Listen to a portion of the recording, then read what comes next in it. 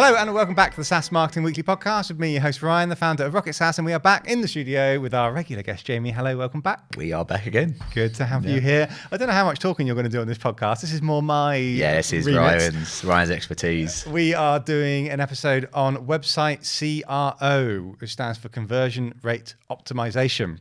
The reason I'm an expert is because before I owned Rocket SaaS, I used to own a website design development agency. So that's my area of expertise. I'd like to think so.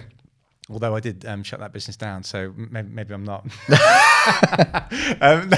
We did all right. The reason I changed the business to become a marketing agency was mainly because of lack of recurring revenue with websites.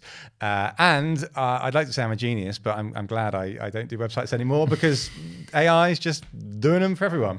So, but anyway, it's an interesting point actually. Before we get into the whole CRO thing, it's something that I've noticed with the websites is that they're going backwards.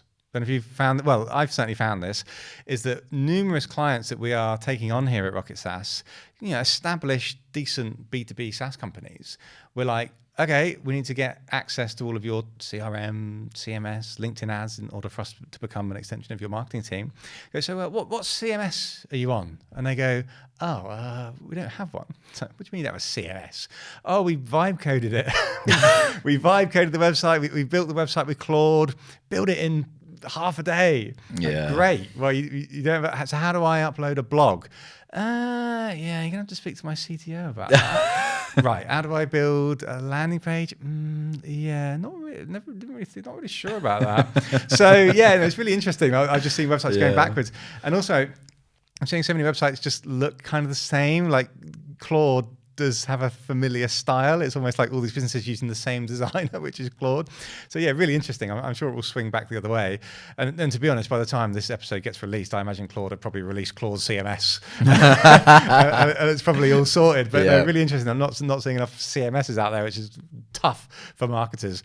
So beware if you are vibe coding your new website. Yes, you can get it done really quickly, but it's really going to hinder your marketing team if they can't do stuff on the website without going through the dev team, who are often really busy because the dev team are building the product and the website is always at the bottom of the list. So a bit of a word of warning there is please have a CMS. But we're talking about website CRO. So again, when clients come to us and their marketing is struggling or they just need more results from their marketing, the thing that I don't want to pitch to them or suggest to them is, okay, let's redesign and rebuild and rewrite your whole website, which is going to cost you 20, 30 grand, and it's going to take 4 or 5 months. Website projects always get delayed as well.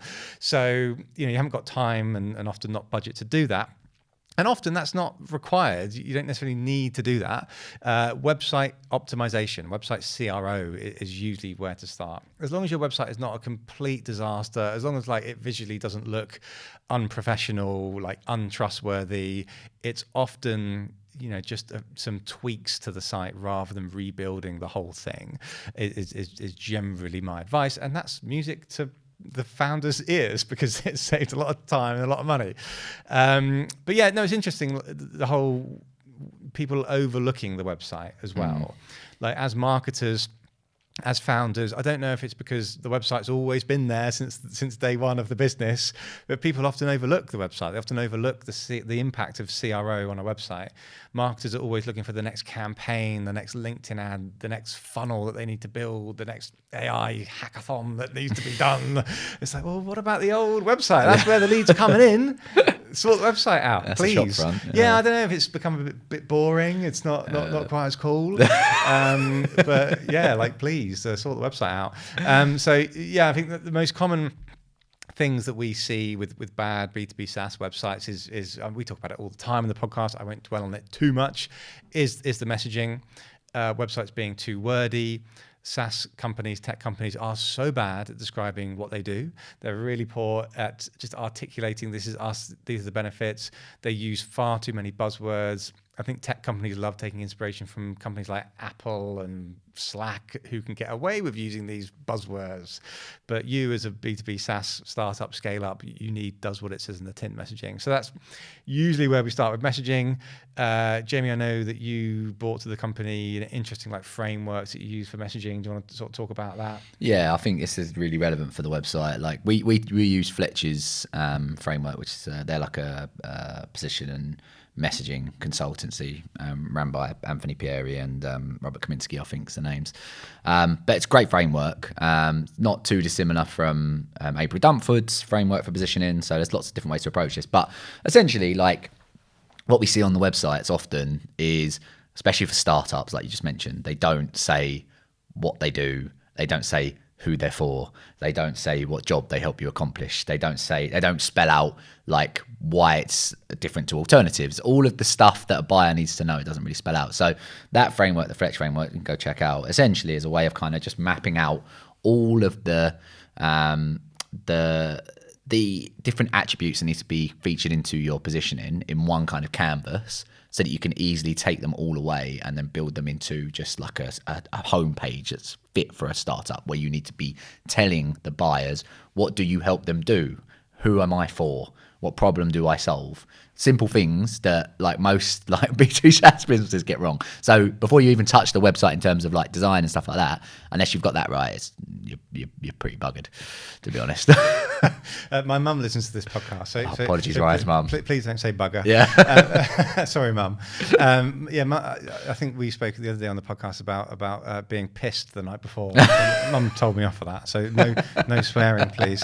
But yeah, moving on to like diagnosing your CRO problem that you have. So if your website is generating leads, like any number of leads, even if your website is generating 1 lead a month, then it's worth investing in CRO. If your website is not generating any leads, but it's getting the right traffic of the right people, then you need to be investing in CRO. So you can do that by a tool called Albacross. There's loads of different tools. Lead Forensics is probably the most common one. That does an IP address tracking system, which basically tells you these are the companies that are coming onto the website. If you're running LinkedIn ads, LinkedIn will tell you these are the companies that are clicking on the ads. And if they're clicking on the ads, they're presumably going to the website. So do some analysis in terms of what are the right ICP clients coming onto the website. If they are, and the website's not converting at all, or not converting as much as you think it probably should based on industry benchmarks, then investing in website CRO is probably the easiest and fastest, most organic way to get you more leads. Doing a marketing campaign like a webinar or like a one-off thing is going to get you leads, hopefully, for that campaign. But website CRO is like organic. It should last for a very long time in terms of consistently getting leads. So very much worth investing in that. And something that we do, even though at Rocket SaaS we are, some of us in the business are experts in website CRO, we actually use a freelancer to do CRO audits of our clients' websites. So you can go onto Upwork and you can search CRO expert, and loads of people you can find people, or you can create a job and they can apply for the job. Some people charge like $5,000 for a CRO audit, and it's obviously a value thing. Like if your website's getting a lot of traffic and a lot of leads and you've got a big budget, then sure, go for it. But there's plenty of CRO experts that will just charge you like $500 to do a CRO audit of the website, and they'll give you like a whole PowerPoint presentation going through every single page of the website, and just basically telling you change the words here, change the call to action here, bring in more social proof here. So I'd recommend doing that if you don't feel like you're kind of an expert in that area. It's a relatively low cost, high return exercise that you can do. And like I said, it's not like an ongoing monthly thing, $500 a month. It's just a one-off thing at the beginning, but it can just kind of flywheel and have so much more positive effects like moving on. But the other thing that to look for when doing a website CRO exercise is the hero banner on the homepage, that and the landing pages as well. Depending on where most of the traffic is coming into, naturally the homepage is going to be one of the most visited pages. If you're driving lots of ad traffic to landing pages, it's going to be the heroes on there. But let's say it's the homepage. That is really make or break. Like you know what it's like when you browse websites. You go onto a website, you decide in seconds whether you're going to scroll down. There's probably numerous websites that you've been on where you've opened it up and gone, no, I'm off. And that's what your prospects are doing as well. So the headline is, I've heard it described as the most important digital real estate in your whole business. That little bit at the top of the website that talks about the introduction of the homepage. So the big header should be 10 words or less.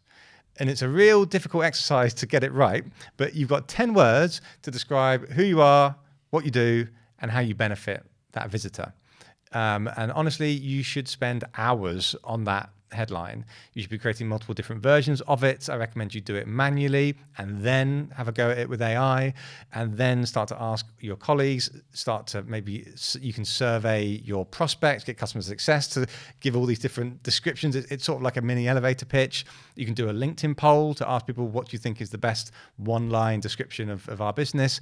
Because if you get that right, that really can be the difference between conversions or not. Because if you get it wrong, people will come to the homepage and then just bounce straight away. So that's really critical that you get that right, that hero banner. Other really important areas of website CRO is that we often see. I'm not basing this off just my kind of opinion. It's what we see with so many B2B SaaS companies is social proof. There's not enough social proof on the website. There's not enough decent social proof on the website. So what I'm looking for is, and this is for the homepage as well, is case studies. And not just any old case study, but case studies with facts and stats. Case studies with numbers to say, we work with this client and we improved their say ticket abandonment rate by 28.3%, or this company grew their revenue by 33% since working with us. You have to get those numbers and those percentages in case studies, because psychologically people read them and go, oh, what would that percentage equal to my business? Oh, that'd be good if my business, the tickets got reduced by 33.8%. So yeah, case studies, social proof, testimonials. What else do you look for, Jamie, when you're on a website? Yeah, so I think one of the key things that I'll be looking at is particularly just going back to your point around the hero section. Like, I'll be looking to prioritize any changes I make, particularly all of my focus is going to go there, because I think that's where the 80-20 is in terms of like actually influencing the final action that you want completed, whether that's a conversion or whatever it be. The hero section is absolutely vital. So the key things that I'm going to be looking for in particular are, like, when I'm evaluating the hero section, some of the things that you mentioned around messaging already, but then equally alongside that, like, particularly, like, is the imagery or the video that accompanies that hero banner, does that add to it, or is it just a kind of floating visual that doesn't really do anything there? It should add to it and then naturally lead on to a next step, or like sort of like adding information. The next thing that I'll be looking for in particular, like, I'm going to use homepage as an example. I think this is a big one in terms of like making a homepage more digestible and easier for a prospect to follow. Headings are not used on a lot of B2B SaaS websites appropriately. Typically what you'll see is you'll have like the heading and the hero, which will kind of be the general explainer of what the product does. And then each section tends to be very unrelated. It's kind of, each section is very individual. I find that each section to flow into the next. There should be a distinct hierarchy on a homepage. So like a classic example would be from the hero section, you go into a problem section. The problem section should lead into a solution section. There should then be a social proof section, which supports the proof that you just mentioned, supports the solution you just mentioned. And then from there, once you've kind of given the social proof, you can go into things like a comparison between why your product does this differently to competitors. And it almost acts like, imagine like a demo call almost. Like all the information your prospect needs to know should function in a hierarchy, and those headings, they should be able to read those alone and get that story, because people skim. Yeah, you're exactly right. We've looked at Hotjar data, heat mapping tools. People don't read the text below the headers. Yeah. People don't read the small text unless they're really invested. They often read the small text the second time they come to your website. When people come to your website for the first time, you're right, they will just read the headers. So people, yeah, you're right. People overlook the importance of the headers. The headers can just be just like supercharge your AI and just all these buzzwords. People just kind of look at them as like individual things where they should tell a story. Yeah, should tell a story, should be, does what it says in the tin. Look at the Rocket SaaS website, rocket-saas.io. We put so much time and effort into making that homepage, the messaging really on point. It really does what it says in the tin. Even my mum could read it and understand what we do. Another shout out to my mum. So yeah, headers are really, really important. And the other thing is the graphics is super important. Like, my least favorite thing on a B2B SaaS website is cartoons. Cartoons of little characters, I don't know, moving bricks around or putting puzzles together. That doesn't tell me anything. It's lazy. Yeah. You want to have, and also I see a lot of SaaS makes me laugh, but I see a lot of B2B SaaS websites that don't have hardly any images of the product. on the site. Sometimes that's because it's just a terrible website. Maddening, yeah. Sometimes it's just because it's a terrible website. They made it in a rush. Maybe they made it before the product was launched and they just still haven't updated it. Or sometimes the CEO or the CTO is like, oh, no, I don't want to show the product on the website. I don't want our competitors to see it. Wait for the demo. Make them see it after the demo. Absolute madness. Absolute madness. Madness, as Jamie says, and I agree. So yeah, the product has to shine. You know, people, you want to come onto the website, look at the product on the website and go, oh, that looks like a nice, easy to use product. That's a nice UI. I like the look at those features. I like the sound of those benefits. What am I going to do next? I'm going to book a demo, as opposed to I'm on a website, they're asking me to book a demo of what? Of something that I can't see. Or often I see people just copy and paste a screenshot from the UI and just dump it on the website. Therefore, the product looks boring, intimidating. You can't read the font. You're like squinting your eyes. Your nose is almost touching the monitor going, what does that font say on that platform graphic? That's not the mindset you want people in if you want to book a demo. So give the screenshots to a designer, get him or her to pump up the font size, strip out the detail, and paste that on the website. That's going to make your product shine. Go to slack.com. If you use Slack, you have to go on incognito mode because otherwise it'll try and like log you in. But look at the Slack marketing website. That is like gold standard. I've said it many times on the podcast before. They have beautiful graphics and little 10-second looping animations of the product. And you'll notice if you're a Slack user and you know what Slack actually looks like, they've stripped out so much of the detail. They pumped up all the font size. They've given the UI a bit of a lift. It's not the real UI of Slack, which some people argue isn't. Some people argue is a no-no, but I think it's fine to give it a little bit of a UI lift. And that is just, it's absolutely proven to increase conversions. We have numerous clients here at Rocket SaaS that came to us with a bad website in terms of, and it's mainly platform graphics and messaging that we talked about. We give the platform graphics to our designer, she designs them, gets them onto the website, improve the messaging, conversions go up. It's as simple as that. It's a relatively easy exercise to do as well. You don't have to think about some new, crazy, innovative AI marketing campaign to increase conversions in that way. So let's talk about other pages now. We talked about the homepage, talked about sort of main landing pages. Let's talk about other really important pages that you should put some CRO effort into, which has got to be the pricing page. If you look at your Google Analytics, it's probably the second most visited page after your homepage. Presuming you've got one. If you don't, shame on you. You should have one. And there's an argument as to whether you should show pricing or not. I think you generally should.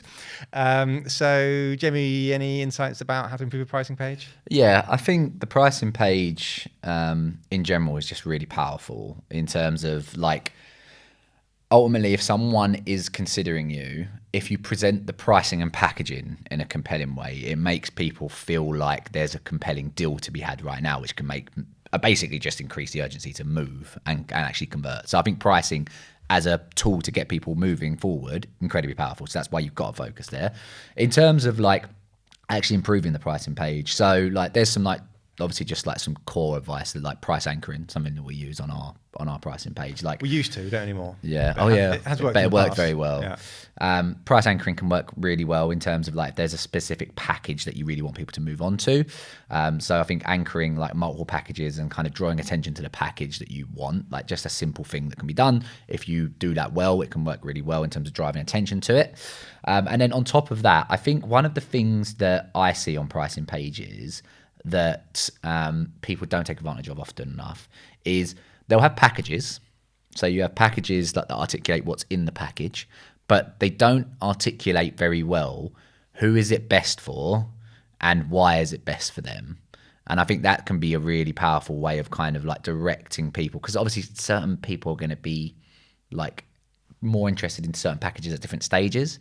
So I think we should think much more deeply around, okay, who are these packages best for right now? And then actually, is there a way we can bring that onto the page? Like whether that's just a short description above the packaging boxes, whether that's specific videos from like customers who have used those types of packages, describing why it was right for them. I think that's really important. A lot of pricing pages I say are just lists of deliverables. Whereas like, I think if you can describe who it's for and why it's important, that's going to be a big lift, basically. Yeah, at Rocket SaaS, we have faffed about with the pricing page so much. I shouldn't say faffed about. We've done CRO for the pricing page so much, and it's had a really important impact. It's had negative implications and it's had positive ones as well. So there's various different ways that you can do pricing. You can even look at this. Like the classic is like gold, silver, bronze packages. The other one is like per user with a slider. There's fixed rate pricing. There's just simply have we are from this price and inquire, and we'll get into the specifics later. There's various different ways that you can try. If your website's not converting, it honestly could just come down to your pricing page. You're just not selling it well enough. Like something that we've done recently at Rocket SaaS is we used to have gold, silver, bronze. We've now got gold, silver, bronze, platinum. We just added a 4th tier, which is a brilliant exercise for us because it just means that more people are going to one of the 2 middle tiers, which essentially is pushing more people to go with a higher package, which is amazing. So there's all sorts of exercises you can do like that. I've spent so much time just moving the different services from one column to the next. Like, I'll remove that from bronze, or I'll drag that from platinum and put it into gold and see what that does. And just constantly like A/B testing to see, does it make a difference? Does it mean that we can increase pricing? Does it mean we're going to get more conversions? Does it mean we can offer more value to clients? There's all sorts of things that you can do.